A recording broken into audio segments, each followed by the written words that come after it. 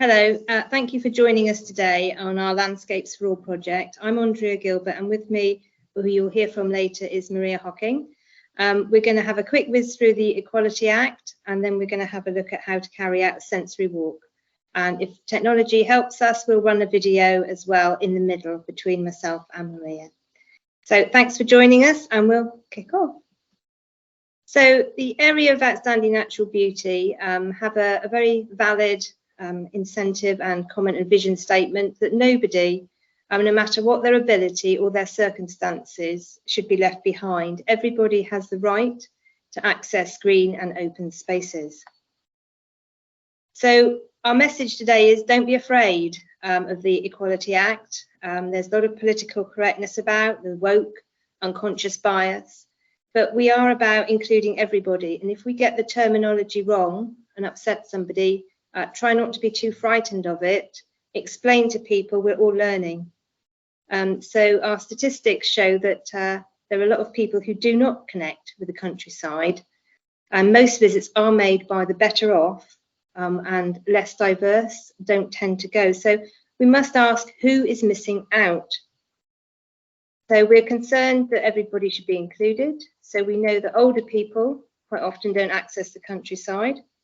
We know the young are accessing it less, and our Black, Asian and minority ethnic communities are also missing out.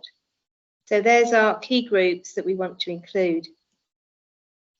The objectives of the Equality Act and inclusion are what we're going to have a look at now, and our protected characteristics. We also look at discrimination and understanding bullying, harassment and prejudice. So equality, and this is a slide for future reference and you can come back to this, it's about respect, treating every group fairly, and equality of opportunity, which comes back again and again when we look at inclusion and diversity. Everybody is different. So we have to treat some people differently in a proportionate treatment way to ensure they can be equitably overcome. So equality of access to open and green spaces. We want them to take part in activities, and we want everybody to believe that the countryside is for them. So many people are frightened of leaving the house, and they don't believe that the countryside is an activity for them. And diversity, we are all different, so we need to encourage those differences. And we have to ask some questions if we're carrying out an event or a sensory walk. Might it be on a religious day? Is our trans community happy to use the toilets? And various little questions like that we'll always consider. Inclusivity, again, with equality of opportunities and equality of access. So we're trying to make everybody feel welcome, whether it's through play, the use of materials in footpaths and signs, and inclusive communication. Survey results are showing that a lot of people do not use digital to access information on the countryside. And our research is also showing that they would like the information in one place. So if they're not using digital, then we'll have to consider how we would actually get that information to them in one place.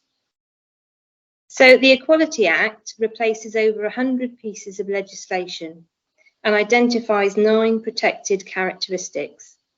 And I myself could probably fit into several of those, and many people could fit into possibly nearly all of them. So it's a huge percentage of our population is protected under the Equality Act. And there's broken down into the different 9 characteristics. And you can have a look at that in your own time. And here's a reference slide explaining perception, harassment, victimisation, whether it's direct or by association. The Equality Act, we're obviously quite interested in sexism, misogyny, but also just to put in there misandry, which is a hatred of males. So that is actually something that we're quite concerned with generally across Cornwall because it's not known and it's quite extensive. So there's a thing to be remembered. And also on our walks, a lot of women attend. So we also don't want to miss out our males. One thing that's been in the news quite a lot is unconscious bias. Again, we can be quite frightened of it because we can say something that we're not aware of, but it is actually offensive.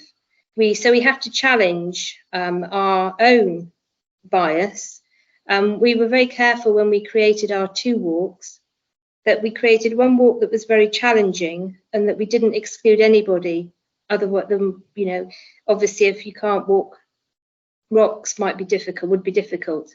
But in terms of hearing and sight, we really wanted to say, you know, we're not expecting you to do an easy walk. We're challenging our unconscious bias to say, let's everybody, you know, do whatever they want to and don't presume they can't do something.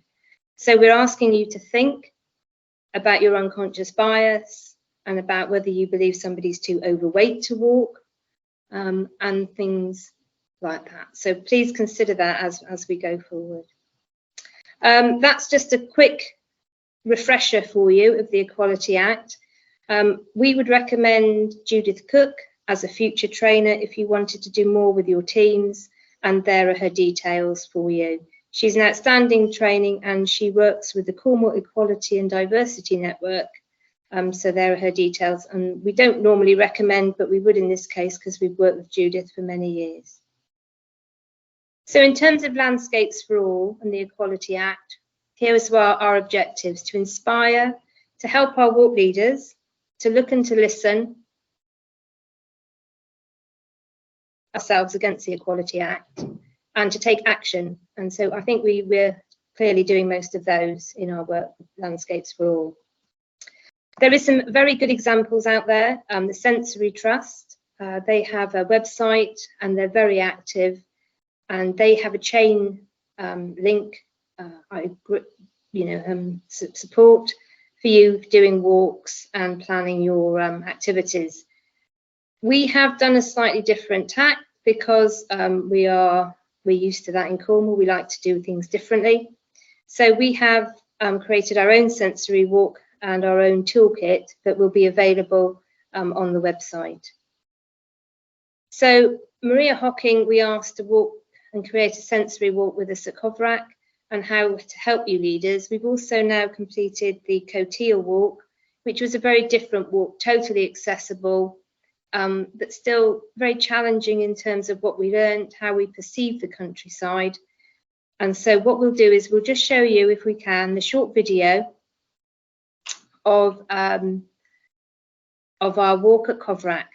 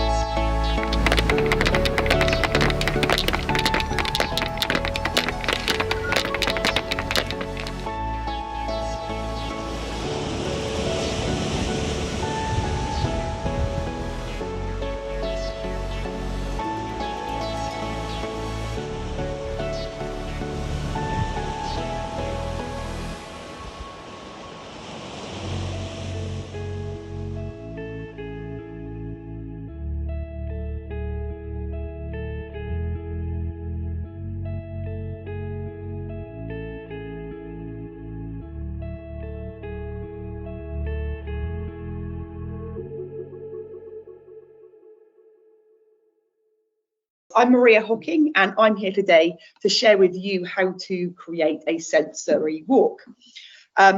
Just before we start, I'd like to share with you a little story which really kind of makes the point of these walks so important. And maybe 3 or 4 years ago now, I was out shopping with my daughter, and we were in a building and we were at the top of some steps. I was waiting for my daughter to come back, and I looked down to the left-hand side and I saw a mother and her daughter walking towards the steps. And the daughter was about 3 years old, and she had these little gold ringlets. She was really, really super pretty, like a little angel walking up the steps, holding her mother's hand. And as they got halfway up the steps, she said, "Mummy, these steps are so beautiful." And the mother looked down and she said, "What do you mean? They're not beautiful." And like, she just pulled the child along their way, and they went off and did their thing. But I was really curious as to why the child had said the steps were beautiful and the mum had said they weren't. So I walked over and I looked at the steps, and I saw that, yes, there was some grime on the steps where, you know, people have been walking up and down probably for years. But as I looked closer, I realised that the covering of the steps was actually like a lino, and within the lino there was little specks of glitter, and that must have been what little girl actually saw and thought was beautiful. And I thought this was just such a great experience, which is why I'm sharing it today, because it really shows that as adults, sometimes we forget to stop and we forget to pay attention to the small details. Yet as children, we have that ability to stop, to listen, to look at the little beautiful things that surround us every day. And so these sensory walks are about helping people remember how to almost access that childlike state of wonder and curiosity once more. So let's move forward. So let's talk about, what can a walk leader do? What is the role of the walk leader? Now, the most obvious answer might be, you know, take people for a walk, help them increase their fitness, but it's so much more than that. Because a walk leader can also inspire others to spend much more time in nature. If you make it an inspiring experience, then people are more likely to spend time in nature following what their experience with you. A walk leader can also give gifts of mindful moments. You know, as human beings, we're so busy being human doings sometimes that we forget to be human beings. And upon these sensory walks, participants get the opportunity to stop, to stand, to reflect, and to just be. We can also encourage people to see nature through new eyes and to look at it very, very differently, which we'll talk about a little bit later on in this presentation. But that's really, really important, and the fact that we can open people's eyes to a new way of thinking and new ways of seeing. We can also help people to remember how to become playful and curious. Just like that little girl with the blonde curly hair who saw the glitter, we can help people remember how to be just like that. And we can potentially have a huge impact on a positive impact on physical and mental health. So never underestimate the power of a walk leader. And when creating a walk, we need to think about location. And my first top tip to you is to love the location yourself. If you go to somewhere, ask yourself, how does this place make me feel? If it makes you feel calm, if it makes you feel relaxed, then the participants on your walks are most likely going to experience exactly the same. Also, look for a variety of terrain on the walk. So rather than it being just one surface that you walk along, look for a variety of fields and paths, and there might be some wooden bridges, because all these things you can use to help create an even better experience. And listen for a variety of sounds on the walk. You're most likely to hear bird song, but can you hear water or rivers or streams as well? And look for a loss of lines. Now, you may be wondering, what on earth does she mean, look for a loss of lines? Well, just think about, every day we are surrounded by straight lines, straight buildings, straight laptops, straight phones. There are straight lines absolutely everywhere. But there is something profoundly powerful about being in an environment where you cannot see man-made objects or structures or hear man-made sounds. And if you don't believe me, try it for yourself. The next time you go out into nature, look for a spot where you cannot see man-made objects or hear man-made sounds. And you will probably feel it before you really understand it. If you're feeling very calm and very relaxed, it's very likely that you are in an exact location where those things cannot be found. So if on the walks that you plan, you can find these spaces, then that is really, really powerful and really, really important. So let's talk about planning the walk. So the first step, obviously, is to walk the route yourself. And I would recommend taking a pen and paper because you will need to take notes. And when you walk the walk yourself for the first time, allow yourself plenty of time to explore, to think and reflect about what you want to include in your sensory walk. And on the way, make notes about what you see, including colours, shapes, sizes and textures, and any interesting features. Make notes about what you hear. As I said, maybe it's birdsong, wind or water, or even the sea. And then you need to make notes about what things you can feel, such as petals, bark, leaves, water, moss, or even rocks. And so you're gradually compiling a list of all the sensory experiences that you are going to deliver on the walk. And finally, notice what you can smell and where. There might be flowers, you might be able to smell the grass, the sea, even moss has a smell, believe it or not. So there are lots and lots of things that you need to tune into yourself to pick up on the way in order to facilitate an exceptional experience for others. And the second step to planning these walks is to look for sit spots. And you might be thinking, what is a sit spot? Well, if you look at the picture on the screen, it is obvious. It's a place where we can sit and relax and take a few minutes or a few moments to really take in our surroundings through our senses. And this is a very relaxing experience for participants. So I would recommend that you look for areas that are maybe out in the open, where there's lots to see, and places that have a calm feeling for you. And it's really important to build these sit spots into your walk because you can layer up the senses, which we'll talk about a bit later on.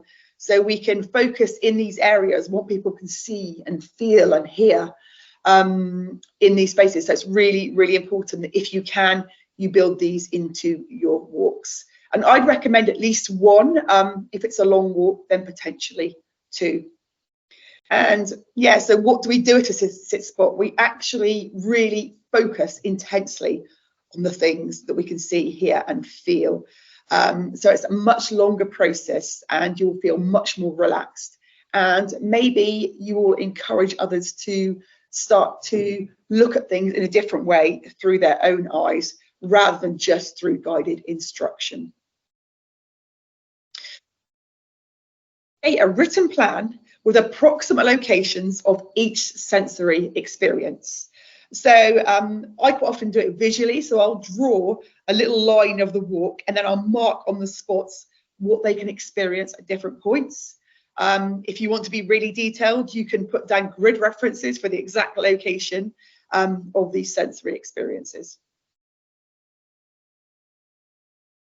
Let's talk about walk day. Let's imagine that you have been to the walk, you've recce'd the walk, you've got your written plan, you know approximately what you're going to deliver and when. What do you need to think about next? Well, before you even get to walk day, the night before, you need to pre-check the weather conditions to check they are suitable. This is really, really important because safety comes first. So if you're going to be walking through woodlands and they forecast a storm, it is a very good idea to postpone the walk. Otherwise, you are putting other people in danger. So really do check the weather conditions the day before to check they are suitable. At the initial meet, whether you meet in a car park or on the edge of a woodland, check that everyone is wearing suitable footwear, very, very important. They've got the right clothing, they've got hydration, and they have medication. And very important to check at this point, but I'd also recommend ensuring that you put out email or connect with your participants prior to the walk, letting them know what will be expected on the day and what they need to bring. And then you just double check that at their meeting location. Also, really important to discuss toilet facilities. People do worry about this. Now, you may be lucky and have toilets, maybe in a car park that you're meeting, but sometimes in these rural areas, there are no toilet facilities and wild wees may be necessary. So it's important to run this by your participants before you start the walk so they know what to expect. And also, it's really important to discuss the route to be taken and how long the route is going to take. Please remember that people do have plans following a walk normally, and they need to know when the walk will be finished and when it's going to end exactly. And really important, be prepared to change or to end the route should the weather change. As I said, safety is very, very important, and you must ensure that your walkers are safe at all times. So you need to be a bit flexible with that. If really bad weather comes in and people are in danger of getting cold or even too hot, then you as a leader need to be able to accommodate for that. And there's one other thing that's really important at this stage, I believe, and that is to make people feel really welcome on the walk. Now, a great tip I'm going to share with you is to imagine that everybody that you meet at the meeting location has a sign on their head that says, "Make me feel important." And by that, I mean valued and I mean special. So take some time to get to know people a little bit, ask them questions, ask about where they're from, and start conversations with people, because this will help them to feel relaxed at a really early stage, help them to feel welcome, and also help them to feel valued. So imagine that you've met them, you're going to start the walk, and you start the walk, and this is a really great exercise to use to change the state of your group at a very early stage. Now, I'll explain what I mean by that. Very often, your group will meet and they'll be all excited and they'll be in everyday mode and they'll be probably quite chatty. But as a walk lead, I think it's really important to get them into a curious way of thinking. So this is a really great exercise that is really easy to do. So you let them walk for about 10 minutes initially, and then you stop at a certain point that you have pre-planned. And you ask them 5 questions about things that they have just passed in those first 10 minutes. Now, you will probably plan these questions in the recce on the route. And the questions could be, what colour was the gate that we passed of the house that was called Sea Spray? What herb plant did we pass on the left-hand side? How many kayaks did that house have in their garden? What did this particular house have in their windowsill? And the aim of this exercise is to deliver questions that they probably won't be able to answer. That is right, you heard that correctly. There'll probably be questions that they won't be able to answer. So when you stand there and you ask these questions, and most of them won't be able to answer all of these questions, it will change their state. They will definitely become a little bit quieter, they'll become more grounded, and they'll become more curious. Now, this is a great state to start the walk in properly, because you've opened their mind to new ways of thinking immediately, and then you can continue on the walk. Their minds are open and they're much more receptive to what you're going to say. So it's a very powerful exercise. It's also a lot of fun, and it starts to bring the group together, which is really important. Sensory experience. How do we do this? The best way to do this is to start engaging their senses one by one. And gradually, as you go along the walk, build up the senses so that you start layering them. And we'll talk about that in just a moment. And we layer those senses, particularly in those sit spots. So first, you might want to start the walk looking at 4 or 5 things that they can see. So you're focusing on sight. Now, I'd recommend starting initially by looking at maybe the petals of a flower or the bark of a tree, and like small things they can look at, or the inside of a flower, looking at the inside of a flower, tiny little details, and really get their attention focused on those details. And with regards to sight, I also think it's really important to help expand their peripheral vision. So an exercise that you might want to do is to get them to stand still and keep their head really still and focus on a point somewhere on the horizon. And I'm just going to do this for you now. So I'm sitting still, I'm looking at a point on the horizon. You can try this if you're watching this right now. So find a point in the room, wherever you are, wherever you're standing, and focus on a point. And as you continue to stare at that point, notice what you can see in your peripheral vision around you. Notice if you can see anything to your left or to your right, and just become aware of movements and how much you can still see looking at that one point. Now, it's great to do this with a group all together, getting them all to focus on one point and getting them to keep their head still, eyes still, and notice what they can see to the left and right and even up and down. Because you're helping to tune in their sight, you're helping to expand their awareness and develop their periphery vision. So it's really important to focus on those small individual things that you see, but also sometimes just take a step back and allow them to experience the awareness of that peripheral vision. Also, then we can build in sounds. Where on the walk will your sounds be? Now, I'm saying that you can build them in one by one, but if you've got a stream at the beginning of your walk, why not focus on sounds then and use that? So you might use bird song, you might use the wind whistling through the trees, or birds chirping, whichever sounds that you're going to hear, bring their attention to the sounds. So generally, if you're starting out delivering these walks, I'd recommend, delivering these senses one by one, but being flexible to use what is around you when it is around you. And then bring in what they can touch and feel. So get them to touch petals, get them to touch tree bark or moss or rocks, or put their hand on the earth, on the ground. And ideally, I would say, depending on the length of the walk, you can start by engaging between 3 and 5 of these things at a time.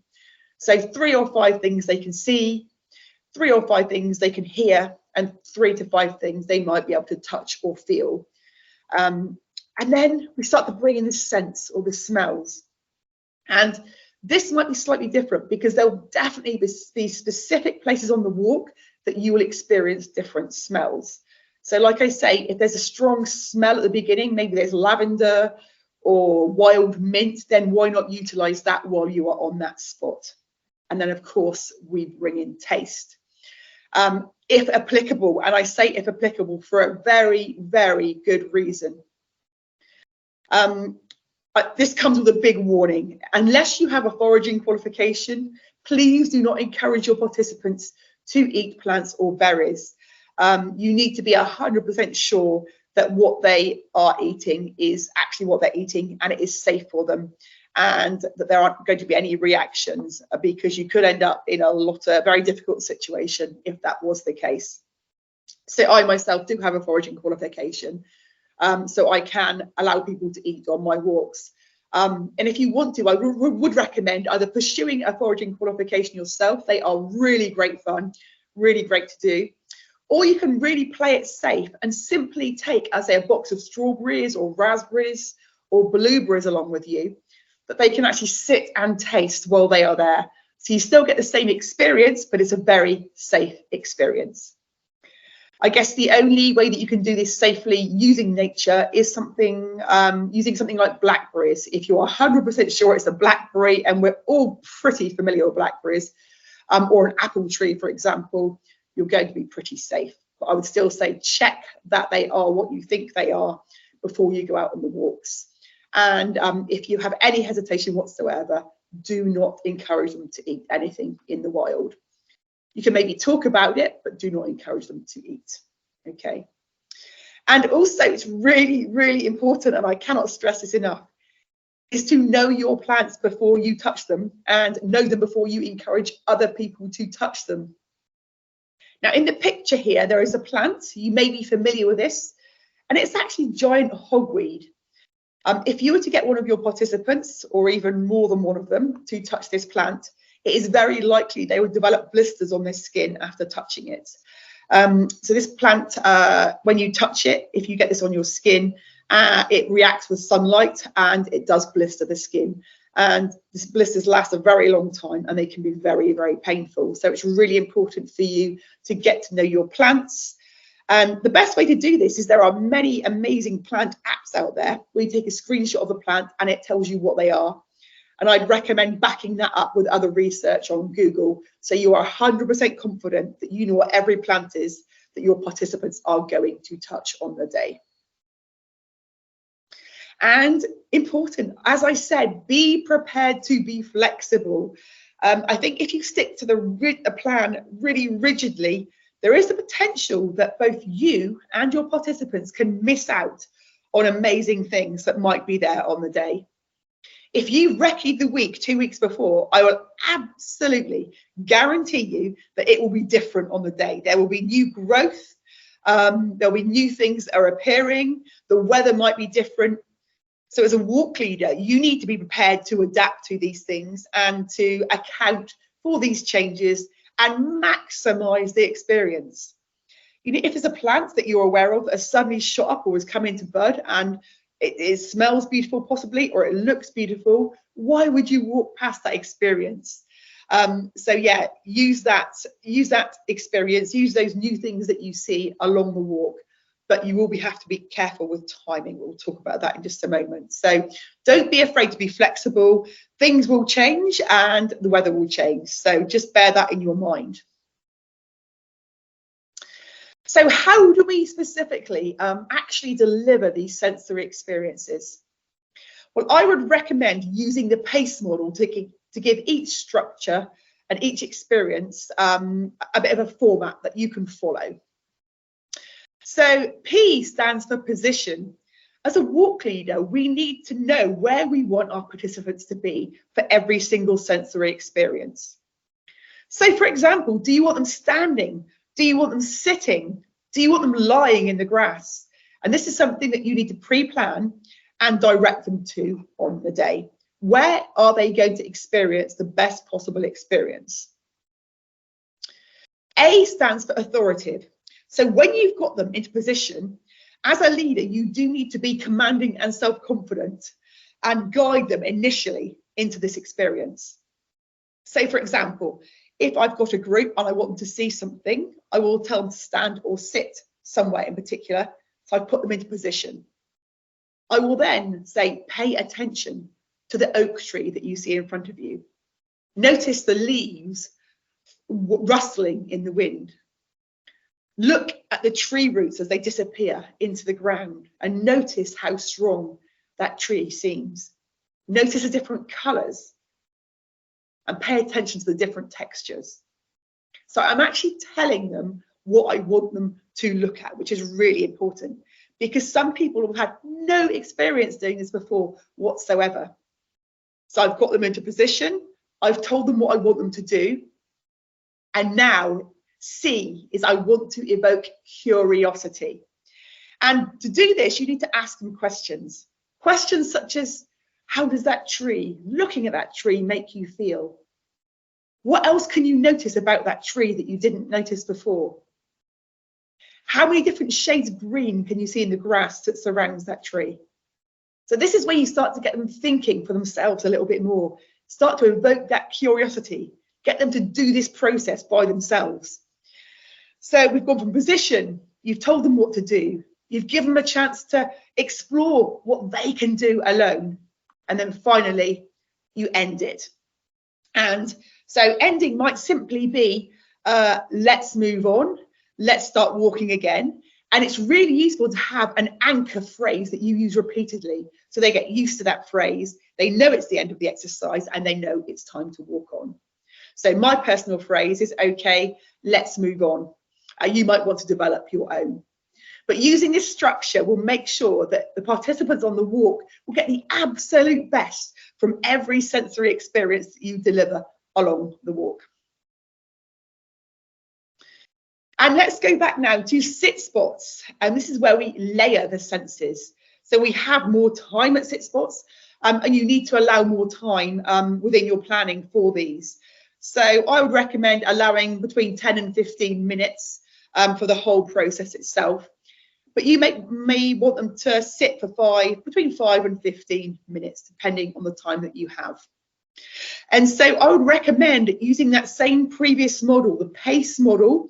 So position them, okay, be authoritative, start the guided direction, evoke their curiosity through questions, and then end the sit spot after the allocated time. And these are very powerful experiences. So do not underestimate the power they will have and the way that your participants will feel afterwards. They will feel very relaxed. They will feel very in tune with themselves and very, very calm. So one thing we really need to think about when we end our sit spots is how we are going to end them. So just think about right now, how would you end that experience for them? Would you get up and just start walking straight away, or would you do something different? Well, I think this next slide says it all. This is how, on the left, not to end a sit spot experience, and you'll see we've got a tortoise there. That's how we do end the sit spot experience. You don't want to get up and go racing off saying, hey, let's move on. A great thing to do is to say to them, okay, bring your awareness back to the current spot, bring your awareness back to the people around you, and bring your awareness back to this present moment in time. Encourage them to slowly stand if they're sitting, and maybe encourage them just to stretch out for a moment. Give them a few moments to sort of really become aware and become awake again almost, and then move them on their way. So very, very important. You will take some of the power out of the sit point experience if you end it too fast. So slowly, like a tortoise. And it's really important to think about the language that you're using throughout. So you might have noticed already a couple of moments ago, I was using phrases like pay attention to, notice the colours and textures, feel the breeze on your skin, allow yourself to tune in and embrace the feelings that you're feeling. And just notice the difference. If I say to you, look at that oak tree, and then I say, pay attention to that oak tree, it's a lot softer. It evokes a lot more curiosity, and it's much more powerful.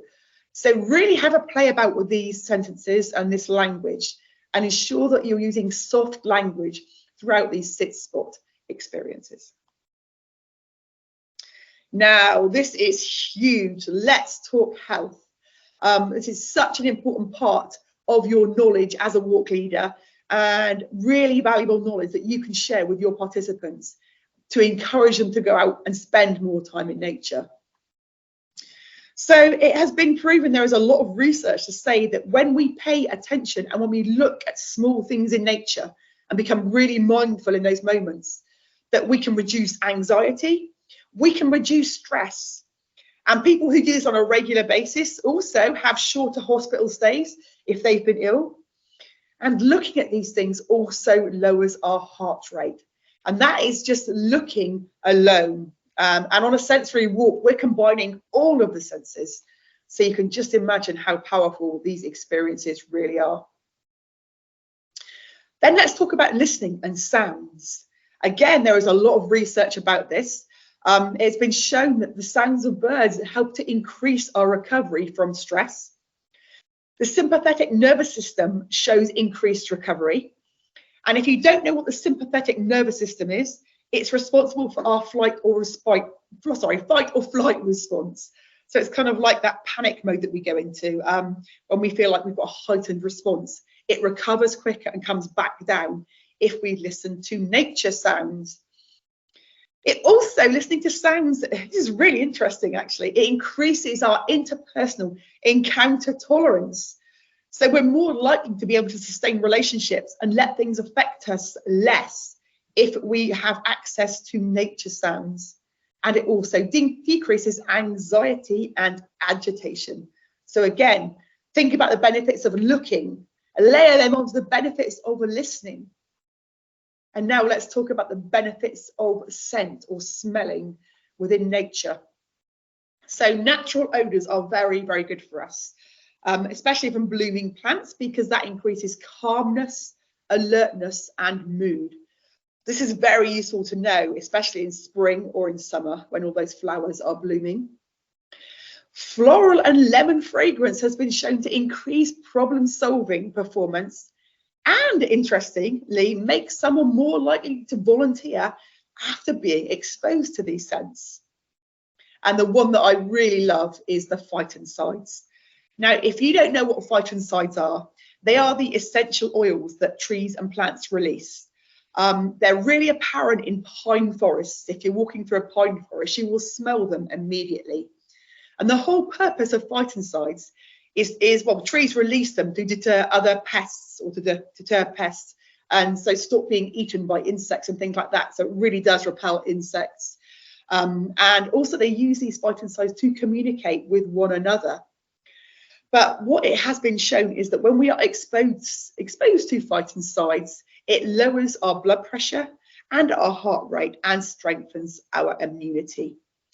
Now, you may have heard of Shinrin-yoku, which is forest bathing, and I would highly recommend researching this yourself. There are plenty of books out there. There is plenty of research on the internet, but the statistics are absolutely incredible. What phytoncides actually do, they increase the white blood cells in our bodies, which are the natural killer cells or the NK cells. And these cells attack things that shouldn't be in the body or things that could harm us, and in particular as well, tumours. So they are anti-cancer, they have anti-cancer properties, which is absolutely amazing. And the way that they work is they actually drill little holes in cells' walls of invading cells, and they kill the contents of the cell inside. And it's been shown that when we walk through forests or surround ourselves with trees and phytoncides, we increase the natural killer cells in our body, therefore enhancing our immunity. And it doesn't just last for the time that we are in the woodland or the forests, it lasts for a lot longer as well. And there has been a lot of research done about people spending 2 nights, simply 2 nights and 3 days in wooded areas or in forests. And it shows that it increases the immune system for up to 30 days. So that is incredible. So never underestimate the power of encouraging your participant to smell. Also, obviously, we've got the sense of touch and the sense of taste. But interestingly, there is not a lot of research done on those yet and the health benefits. I am sure that I have convinced you in the last 3 slides that taking someone on a sensory walk or taking a group out has immense health benefits. So timing the walk, and this is possibly one of the most challenging things for a walk leader. My suggested timing is to use 2/3 of the time on the way there and 1/3 on the way back. So create more sensory experiences on the way there and a few less on the way back. But you can really play around with this. If you want to make it 50-50, then try it out, see how that works for you. I just think that 2/3 of the time on the way there and 1/3 on the way back creates a different feeling on the way back to the way there. So it adds a bit more variety. But this is something that you can play around with. Really importantly, if you take nothing else from this presentation, please take this. It will take a lot longer than you think because you need to allow time for stopping and interacting and those sensory experiences. So I'd recommend adding at least another 5 to 10 minutes possibly for each sensory experience, and then add extra time for your sit spots.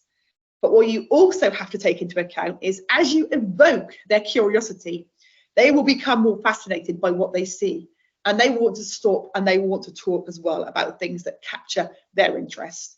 And you do need to allow time for this.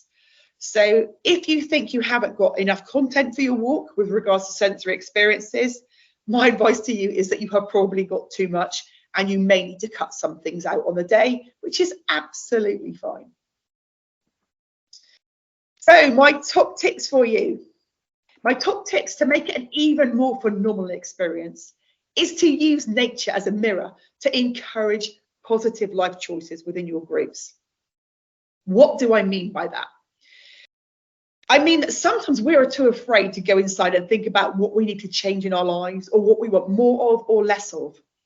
And we can ask questions along the walk when we see natural natural objects to enhance an understanding of a client's life and maybe what they need to do to improve it. So for example, I might say, look at all the trees around you. If you were one of those trees, which one would you be and why?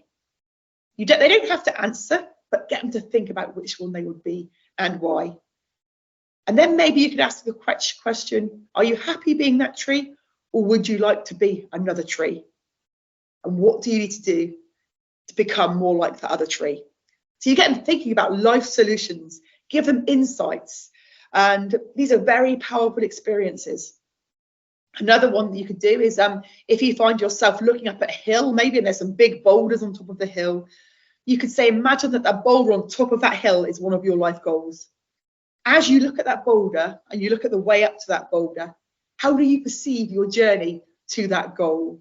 Is it difficult? Do you have to like climb through the brambles, or are you going to follow a smooth path? Is there a smoother route that you could take? And just allow time for them to reflect and think about those answers. If they want to share the answers, do encourage them to do so, but bear in mind that this is going to add further onto the time with regards to the walk timing. But yeah, so at least get them to think about it. It can be very powerful and very, very enlightening for them. Be passionate about your walk. Seriously, do not underestimate this. You need to be seriously passionate, because if you are passionate, they will feel your passion and they will feel more inspired. And the reason that they will feel more inspired is because that in our brains, we have these things called mirror neurons. Okay. And so when I am passionate, other people will have those mirror neuron cells firing off in their brain, helping them to experience the same passion. As human beings, we are designed to connect with one another. And these brain cells help us connect by helping us understand what other people are feeling. So if you're delivering a really boring walk and you're talking like this, they're not going to enjoy it. They're not going to feel that passion. But if you say, look at that amazing view and look at those stunning colours that we can see, and just really embrace those feelings right now, they're going to feel that passion and they're going to experience it. I would also encourage them to take home a small natural item, such as a leaf or a twig, or maybe a little pebble they find, or a rock, something that reminds them of the walk that they have been on with you. Because that might just be enough to trigger them at home when they see that again. It might be enough to trigger them to go out on another nature walk. It might be enough for them to remember how important it is to spend time in nature. Bringing nature into the home is very, very powerful, and you can help them do that by recommending this. And promote the health benefits of nature experiences. Now, I have given you many benefits here today, so feel free to use the ones that I've already given you.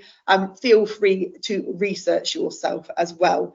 But if you share these health benefits, what difference do you imagine this is going to have on your groups? They're definitely going to be inspired. They're definitely going to start to see nature as medicine, and possibly plan more time into the week where they go out into the outdoors and they spend more time around trees and green spaces. Really important, this is to encourage your participants to feel part of nature. In the West, we often see ourselves as outside of nature. We use terminology as, you know, we're going to go visit nature. But what we really forget is that we are part of nature. We have every right to be there. And this is why we feel so good when we are in nature, because it is our home and it's where we started out. Remember earlier I said about lose the lines. In nature, we're surrounded by curves and natural shapes and patterns. And it's really good for our health and well-being. So encourage people to understand that we know what is good for us. We know deep down that we are part of nature. And so we need to really encourage them to think about this. And I always share this on the walks and remind people. And I also think it could have a really positive effect on global warming, because if we're getting more people to think about being part of nature, we're more likely to look after nature and the things around us, if that makes sense.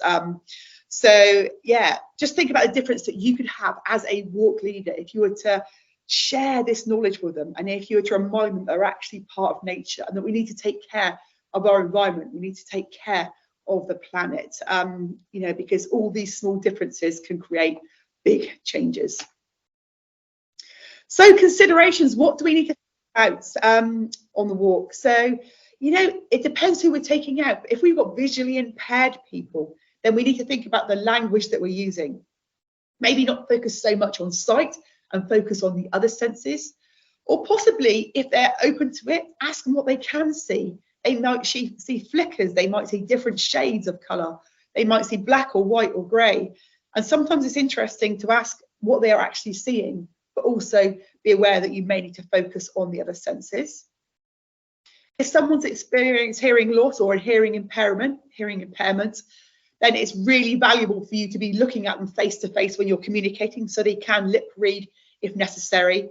And again, if they cannot hear, then focus on the other senses more, or focus on what they can hear, even if it is just small sounds at different ranges. Now, people from low socioeconomic backgrounds, there is a definite link from research that there are links between low socioeconomic backgrounds and depression, for example. So if I was to take this group of people on a walk, I would probably include a lot more of the using nature as a mirror, and helping them find some natural insights, you know, looking at trees and finding out what they can find out about themselves by using the tree as an external source to reflect back answers. So yeah, I would be doing a lot more of that, and also reminding them that nature is free and we all have access to nature on a regular basis, and to encourage them to find ways to spend more time in nature. So that's a definite. And also think about, you know, physical disability. Is your route suitable for wheelchairs? If it's not, then please do not take people in wheelchairs out there. Make sure it's safe for them. And so it might be worth you thinking about finding accessible routes and maybe more challenging routes as well. So make sure that you know who is coming to your walks and what their needs are. And another thing also, it's really useful to check, you know, do they have any medical conditions? Is there any diabetes? Is there any epilepsy, for example? Because as a leader, you need to be prepared for that. And I always take sugar or sugary like chocolate bars with me, just in case there is somebody on the walk that is diabetic and it does have low blood sugar at some point. So we're getting close to the end now. And what I would like to say now is one walk is at least 6 walks. And what do I mean by that? Well, just think about this. 6 walks, 1 location. Because you've got spring, you've got summer, you've got autumn, you have got winter. So 4 very different seasons when lots of different things will be growing, when conditions will be completely different. So you could do the same walk in the same location 4 times over, and it is going to be very, very different every single time. And if that is not enough, let's throw in some dawn, let's throw in dusk as well. Can you even imagine how loud the bird song will be at dawn? And the sounds of birds settling for the night at dusk is absolutely magnificent. So you can take a group of people to the same walk 6 times and have completely different experience every time. And why not do that? Why not maximize the location? And finally, to end, one of my favorite quotes is by John Muir. And it's, "And into the forest I go to lose my mind and find my soul." And I think that really encompasses what sensory walks are all about for me and for you if you were to start delivering them. It reminds us all that a sensory walk is not just a walk, it's more than a walk. You're giving people gifts of mindfulness. You're helping them reflect back upon their lives. You are helping them stop and pause and remember how to be in nature. You're helping them remember that we are supposed to be part of nature. And yes, you possibly are helping them find their soul. So I hope this information has been useful for you. Any questions, feel free to contact me at mariahocking.com. I'll always connect, and I'll always be happy to answer any questions about this training. So thank you very much.